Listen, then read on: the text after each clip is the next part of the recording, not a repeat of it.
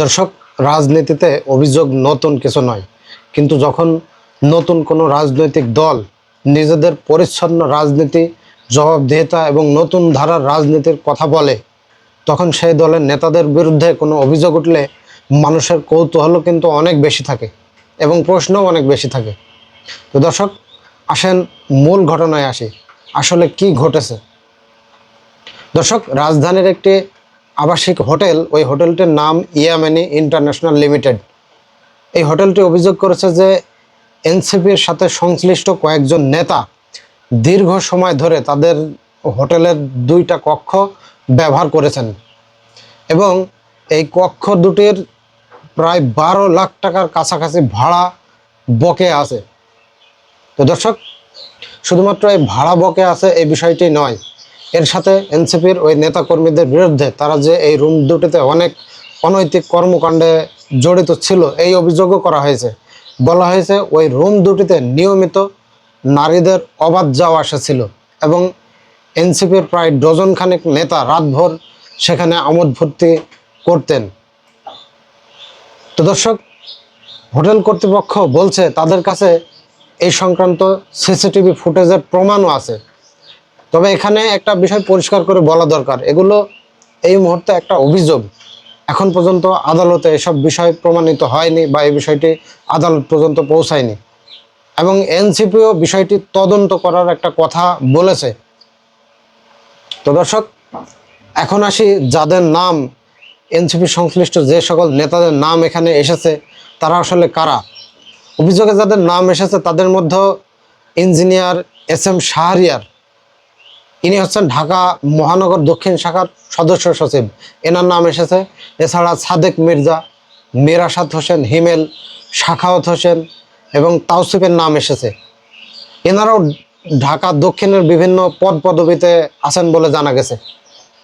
তো দর্শক, যাদের নাম এসেছে এই সকল লোকদের মধ্যে ইঞ্জিনিয়ার SM শাহরিয়ার, এনার বিরুদ্ধে 5ই আগস্টের আগে উনি ছাত্রলীগের সক্রিয় রাজনীতিতে যুক্ত ছিলেন বলে এরকম অভিযোগ পাওয়া গেছে এবং উনি স্থানীয় একজন এমপির খুবই ঘনিষ্ঠ বা কাছের লোকজন ছিল বলেও জানা গেছে। তো দর্শক, এখন আসি সবচাইতে বড় গুরুত্বপূর্ণ প্রশ্নে, এনসিপির কি এই ধরনের নেতা কর্মীদের দলে রাখা উচিত? তো দর্শক, এই প্রশ্নের উত্তরে বলা যায় কোনো রাজনৈতিক দলই কিন্তু চায় না যে তাদের দলের ভাবমূর্তি নষ্ট হোক।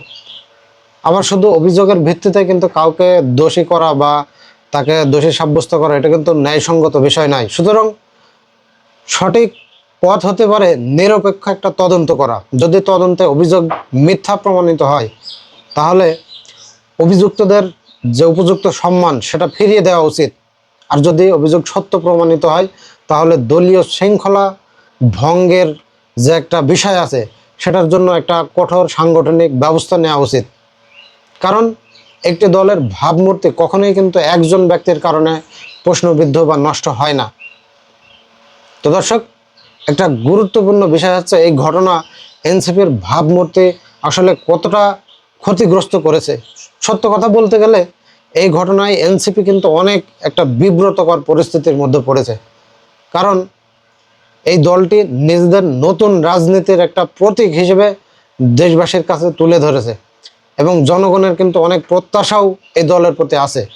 বাংলাদেশের আপামর জনগণ এনসিপির প্রতি ব্যাপক সঠিক ধারণা বা ভালো ধারণা পোষণ করছে। যদি নতুন রাজনীতি এই পুরনো টাইপের যে রাজনৈতিক যে বিতর্ক এইগুলোর মধ্যে যদি জড়িয়ে পড়ে তাহলে কিন্তু এই রাজনৈতিক পটভূমি যে পরিবর্তন আমরা দেখতে পাচ্ছি এটা কিন্তু প্রশ্নবিদ্ধ হয়ে যাবে।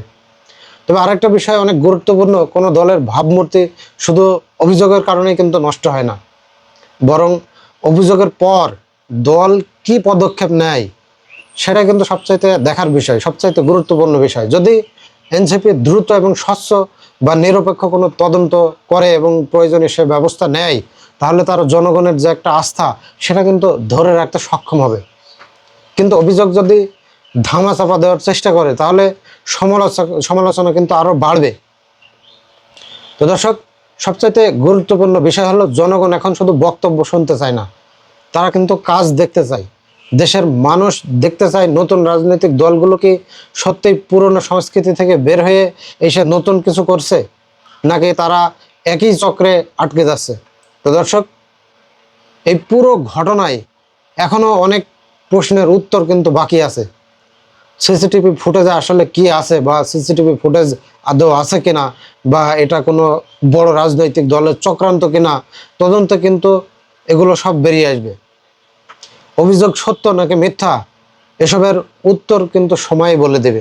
তো দর্শক, সকলে ভালো থাকুন, দেখা হচ্ছে পরবর্তী কোনো ভিডিওতে।